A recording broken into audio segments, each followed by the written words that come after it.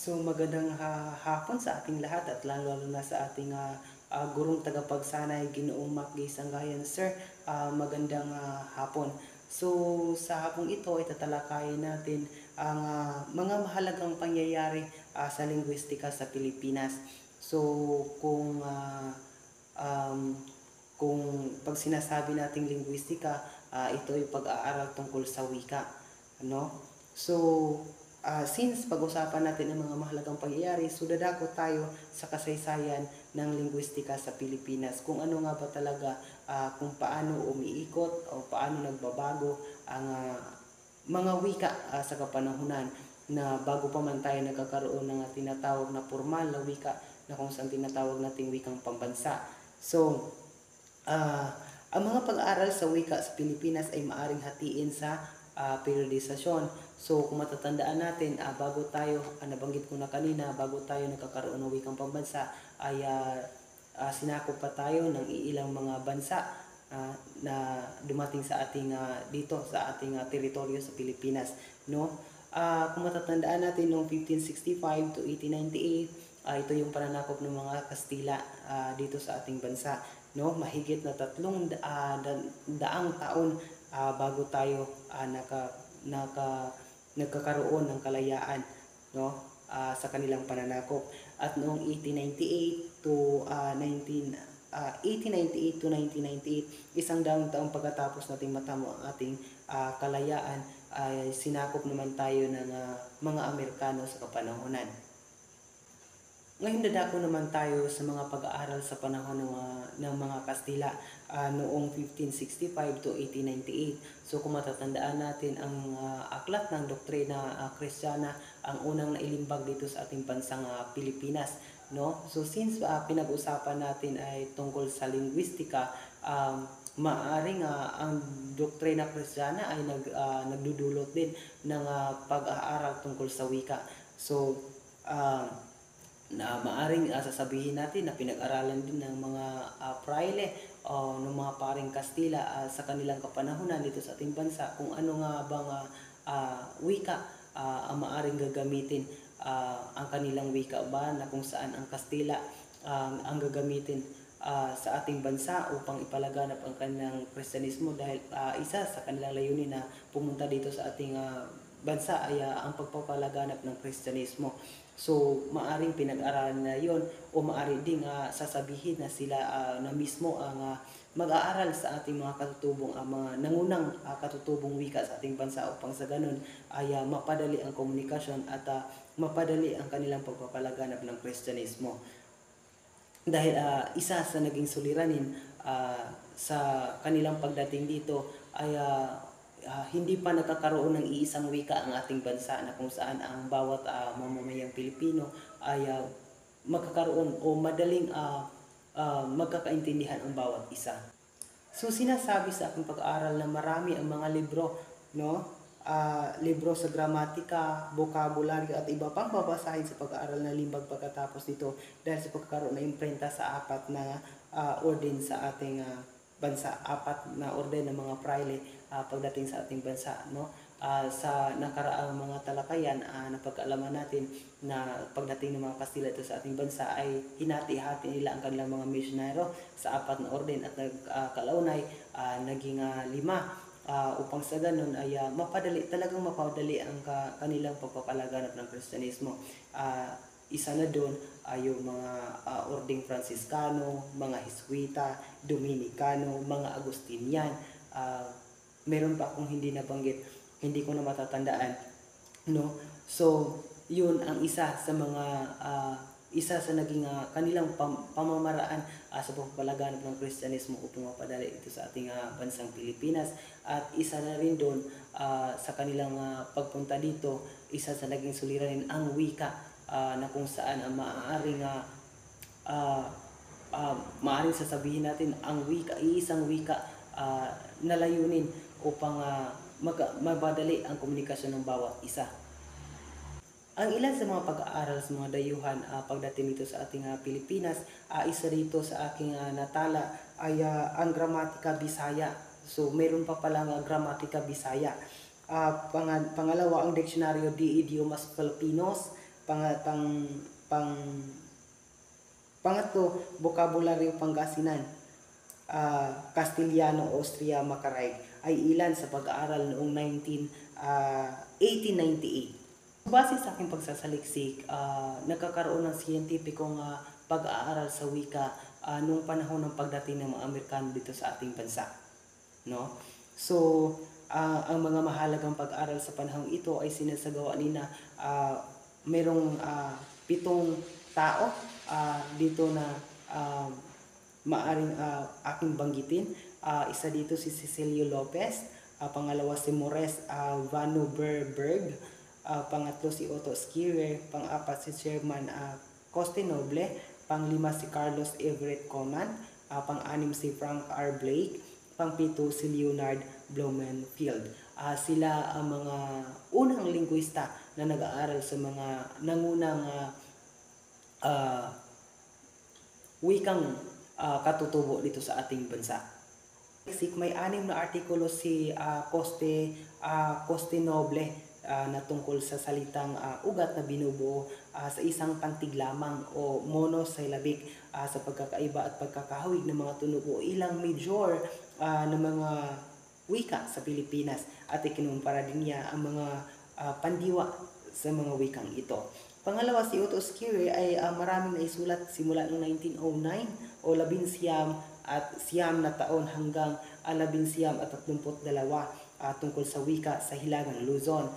Isa na rito ang Kalinga, Ilonggots, Isinay, Batak, Isnig at Buntok. At pangatlo, si Vanoverberg ay sumulat din ng gramatika at diksyonaryo ng Iloco at mga inotograpiyang pag-aaral sa mga Isnig at Kankanay. So, pang-apat, si Conan ay may 10 pag-aaral din siya tungkol sa mga wika sa Pilipinas mula noong 1908 hanggang 1916. No? Kabilang na rito ang mga pag-aaral sa Phonolohiya ng Torreria, 1913, ang mga evolusyon ng pipit vowel. Itong pipit vowel na ito ay tinalakay na ng ating guro, si Ginoong MacGay. Talagang ito ay detalyado na kanyang tinalakay sa atin kung ano itong mga pipit vowel, no, sa ating nakaraang talakayan, na sinasabi dito na sa 30 wika sa Pilipinas at ang mga tunog ng F at V sa ilang wika sa Pilipinas. So, pang-5, si Blake ay sumulat ng 15 na artikulo tungkol sa wika ng Pilipinas mula noong 1911 hanggang 1950. So, 7 nito sa kanyang 15 artikulo ay tungkol sa wikang Tagalog at ang kanyang gramatika sa Tagalog na tinatagurian na ni Constantino na ang pinakamahalagang kontribusyon sa linguistika sa Pilipinas. Gramatikal na pagsusuri ni Bloomfield sa wikang Tagalog ay ang pinakamahalagang naisagawa ng anumang wika sa Pilipinas ayon kay Cecilio Lopez. No, malaki ang naiambag dito sa pag-aaral ng morpolohiya at syntax sa Tagalog, at maliban dito sinuri din ni Bloomfield ang syntax ng Ilocano. So ngayon nadako naman tayo sa mga pag-aaral ng mga linguistang Pilipino. So kung matatandaan natin, si Cecilio Lopez ang pinakaunang linguistang Pilipino, no, na nag-aaral ng wika sa ating bansa.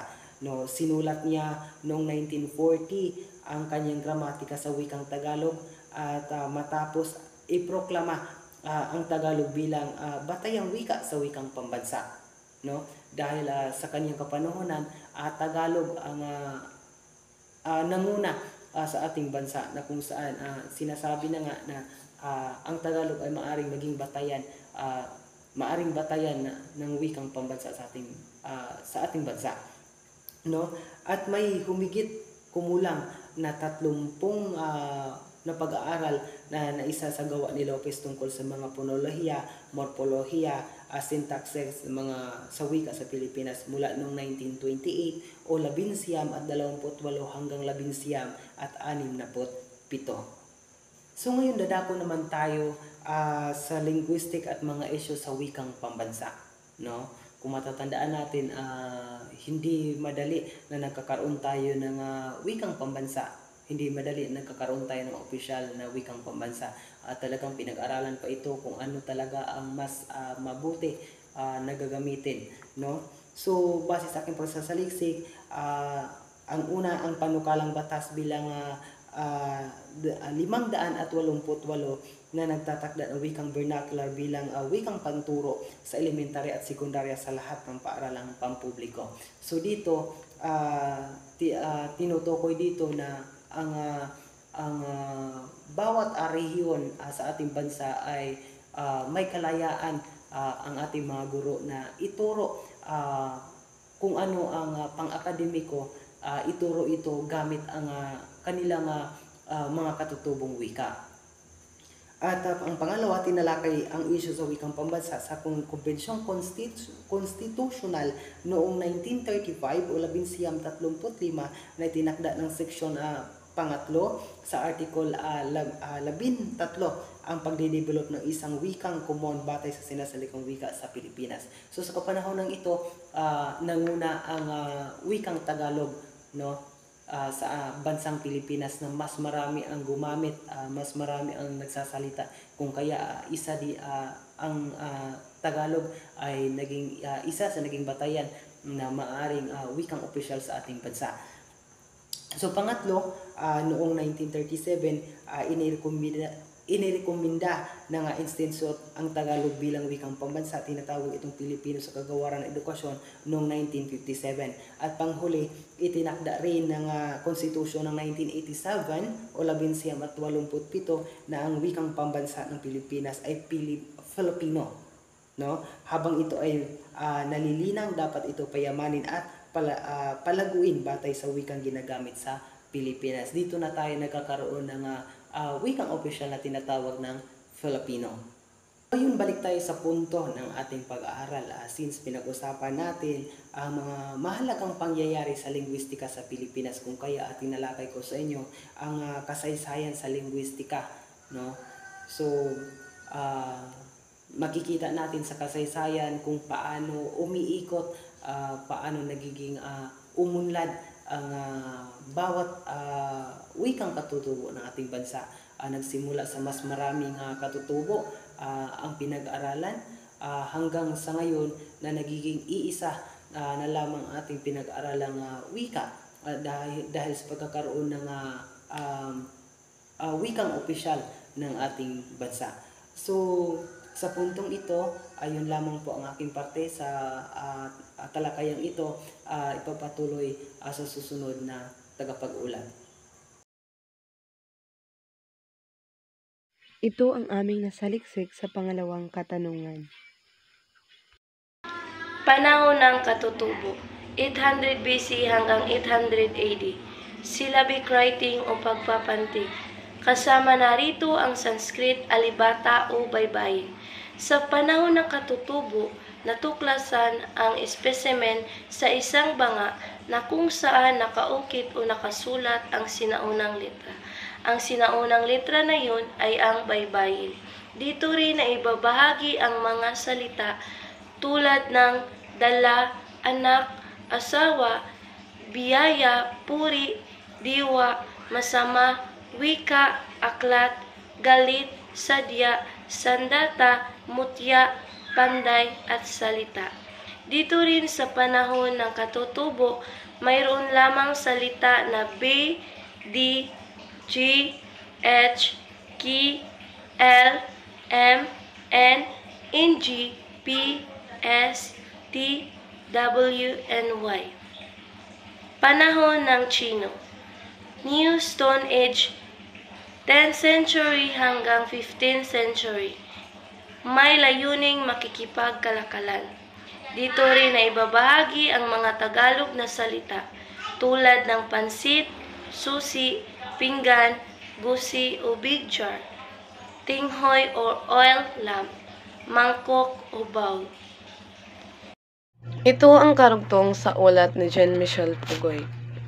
Panahon ng propaganda at himagsikan, 1872 hanggang 1898. Panahon ng kamulatan, Dito nagsimula na mulat ang isipan at damdaming makabayan sa mga Pilipino. Pinangunahan ang pangkat ng mga ilustrado. Ang ibig sabihin ng ilustrado, ito yung mga taong may mataas na pinag-aralan, katulad ni Rizal, Lona, Del Pilar, Lopez, at iba pa. Nakapag-aral sa ibang bansa, Espanya. Natuto ng ibang ideolohiya, nasyonalismo at demokrasya. Naitatag-una ang Kartilya ng Katipunan ni Emilio Jacinto, na nakasulat sa wikang Tagalog. Maraming naisulat na akdang pampanitikan sa wikang Tagalog, tulad ng tula, sanaysay, kwento, liham at tulumpati upang magising ang mga Pilipino. Noong Nobyembre 1, 1897,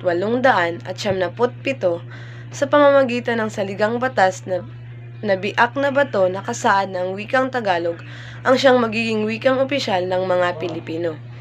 Itinadhana sa Artikulo 123 na ang ituturo sa elementarya ay wastong pagbasa, pagsasalita at pagsulat ng wikang opisyal na Tagalog at ang pangunahing simulain ng Ingles.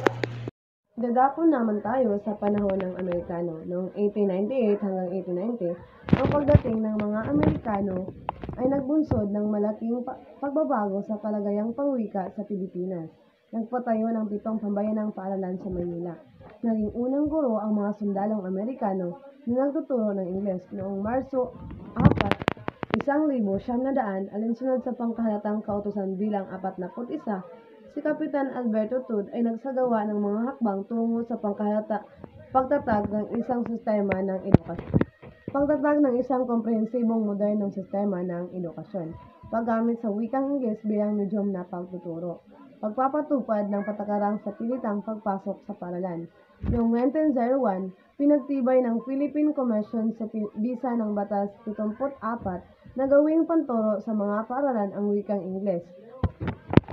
Oryentasyon ng mga Amerikano sa edukasyon, pagpilit sa paggamit ng Ingles bilang medyum na pagtuturo. Mabuti ang pakisama ng mga Amerikano. Uhaw ang mga Pilipino sa isang uri ng pag-aaral na liberal. Mga paksa sa pag-aaral, kulturang Amerikano, literatura, kasaysayan, politikal at ekonomiya. Ipinagbawal ang pag-aaral sa anumang bagay sa Pilipino. Nagkaroon ng alphabet A is for apple kahit walang apple sa Pinas. Pinaghalo ang wikang Ingles at Tagalog kaya naging Ingalog o Taglish. Nagkaroon ng Cebuano English at Ilocano English. 1925, Monroe Educational Commission nakita sa survey na mabagal matuto ang mga batang Pilipino kung English ang wikang panturo sa paaralan. 1932,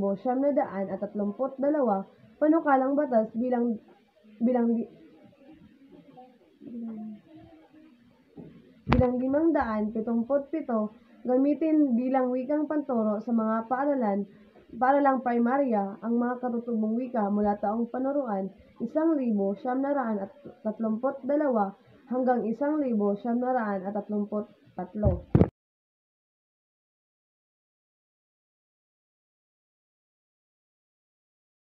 Panahon ng malasariling pamahalaan noong 1935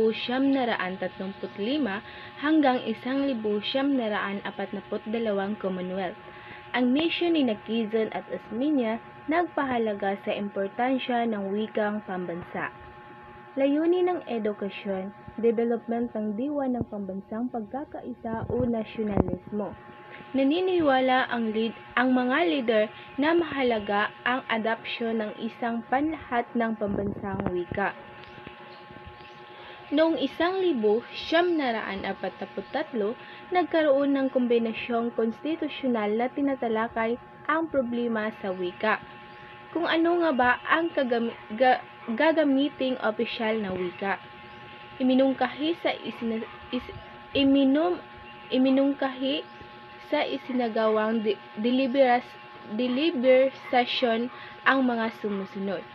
Una, English ang dapat maging wikang opisyal. Pangalawa, English at Espanyol ang dapat maging wikang pambansa. Tatlo, Tagalog ang dapat maging wikang opisyal. Pang-apat, dapat magtatag ng Akademya ng Wikang Pambansa na ang pangunahing tungkulin ay ang pag-aaral ng isang pambansang wika. Panglima, Tagalog ang dapat maging pambansang wika. Pang-anim, vernacular ang pambansang wika at ang pangpito, magkaloob ng isang wikang pambansa ang wika na batay sa dialektong Tagalog. Napagkasunduan nila, dapat nakatutubong wika at hindi dayuhang wika ang wikang pambansa at magpapatuloy bilang wikang opisyal ang Ingles at Espanyol. Noong 1935 sa Ligang Bata, ang Kongreso ay gagawa ng hakbang tungo sa pagpapatibay at pagpapaunlad ng isang wikang pambansa na ibabatay sa mga umiiral na katutubong wika sa kapuluan.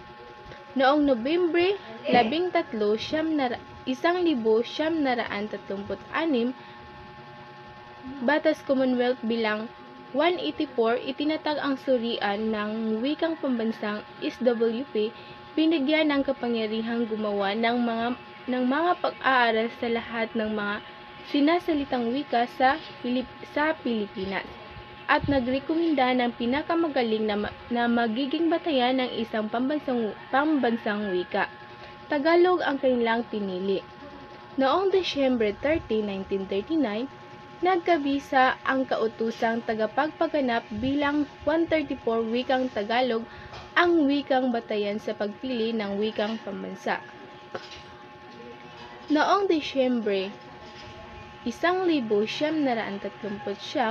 nalimbag ang kauna-unahang balarilang Pilipino ni Lupi Santos na kinilalang ama ng balarilang Pilipino.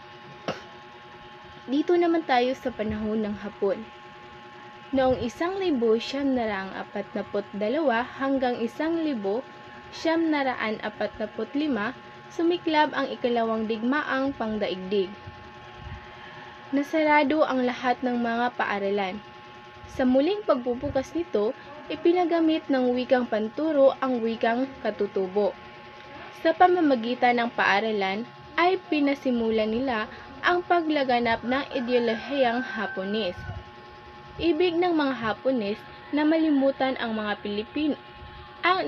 Pilipino ang wikang Ingles. Naging maunlad ang wikang pambansa, umunlad ang panitikang Pilipino. Inalis sa kurikulum ang wikang Ingles, sa pilitang ipinalit ang wikang pambansa at diptonggo. Mga paksa ng pagtuturo. Pamumuhay at kulturang Hapones, kasaysayan ng saligang Asia, mga awiting Pilipino at Hapones. Noong Nobyembre 30, 1943, kautusang tagapagpaganap bilang 10,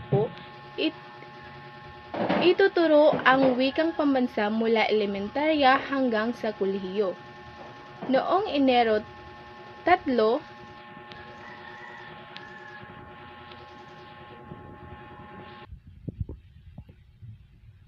Noong Enero 3, 1944, binuksan ang isang surian ng Tagalog na magtuturo ng Tagalog sa mga gurong hindi Tagalog. Walang kumontra sa mga panukala dahil takot ang lahat sa mga Hapones. Panahon ng Bagong Republika.